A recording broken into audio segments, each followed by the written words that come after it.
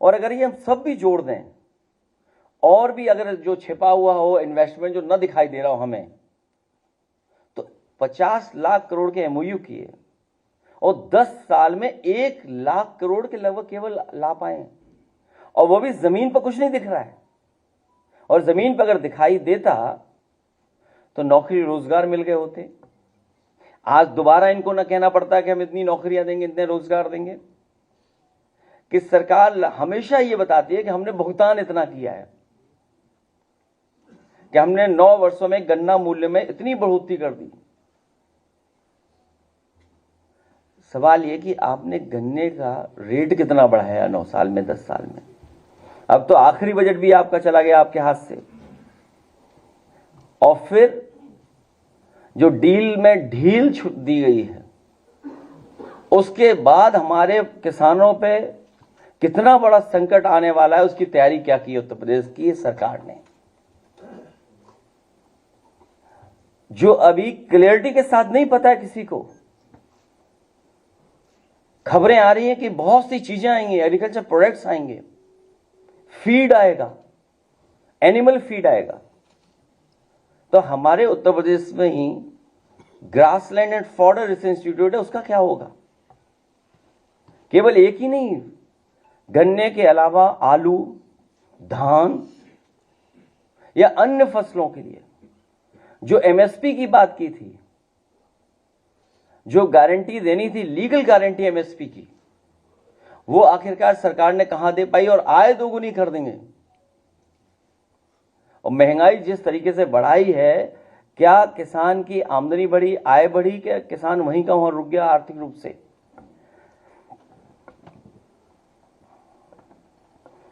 तो double engine के लोग दोगुनी आय कर रहे थे। और बेरोजगारी को लेकर के कोई क्लियर स्ट्रेटेजी नहीं है, कोई क्लियर रोड मैप नहीं है, कोई क्लियर विजन नहीं है कि आखिरकार इतने बड़े पैमाने पे जो अनएम्प्लॉयमेंट है, जो लगातार नौजवान हताश हो रहा है, निराश हो रहा है, जिसके सामने कोई रास्ता नहीं दिखाई दे रहा है, उस नौजवान को बेरोजगारी से कैसे बाहर निकालें? जब आपका इन्वेस्टमेंट आया नहीं, आपने अपनी तरफ से कोई बड़ा फैसला लिया नहीं बेरोजगारी दूर करने के लिए, तो आखिरकार इतने बड़े पैमाने पे जो बेरोजगारी, इसको कैसे दूर करोगे आप? फिर बजट में आप कह रहे हैं कि हम इतने लोगों को नौकरी देंगे।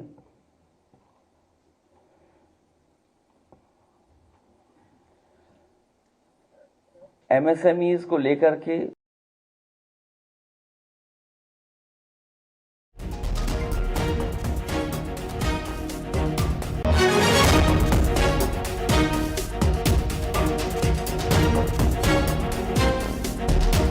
बहुत बड़ी बात अभी प्रेस कॉन्फ्रेंस में कही जा रही थी। ये डील के बाद जिस समय भारत की अर्थव्यवस्था में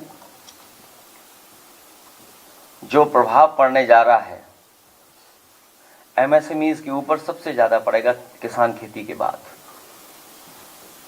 उन्हें क्या सपोर्ट दे रही है सरकार? और सरकार कहने को तो आंकड़े बताती है कि इतने लाख हमारी एमएसएमईज हैं। जो एमएसएमईज यूपी में है 96 लाख है, जिसमें 96 लाख एमएसएमई में 82 लाख जो रजिस्टर्ड एमएसएमई है, वो रजिस्टर्ड ही नहीं है। 92 लाख में जो एमएसएमई गिनी जाती है, उसमें 82 लाख तो रजिस्टर्ड ही नहीं है। इसका मतलब यह है कि सरकारी योजनाएं वहां तक पहुंच ही नहीं सकती हैं। और आखिरकार क्यों नहीं रजिस्टर्ड हो रही हैं? 10 साल की डबल इंजन की सरकार में एमएसएमईज क्यों नहीं रजिस्टर्ड हो रही हैं? कोई कारण तो होगा उसका। और फिर हेल्थ सेक्टर तो कहां पहुंचा दिया है। घटनाएं समय समय पे हमें आपको देखने को मिलती हैं।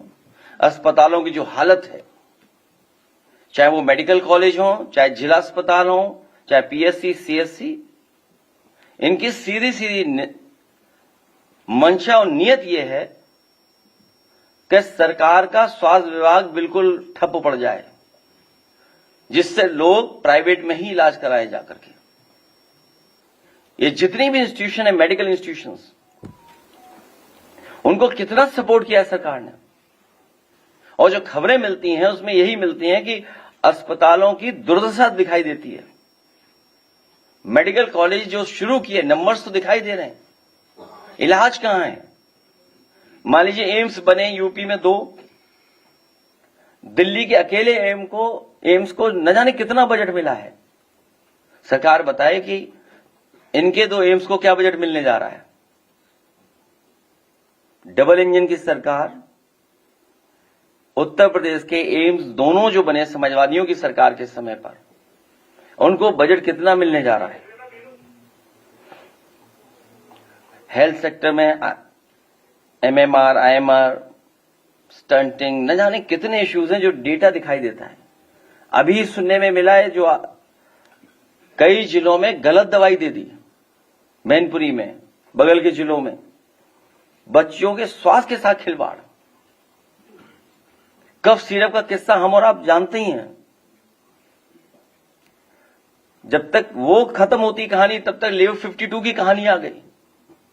एडल्ट्रेशन कितने बड़े पैमाने पर है। फूड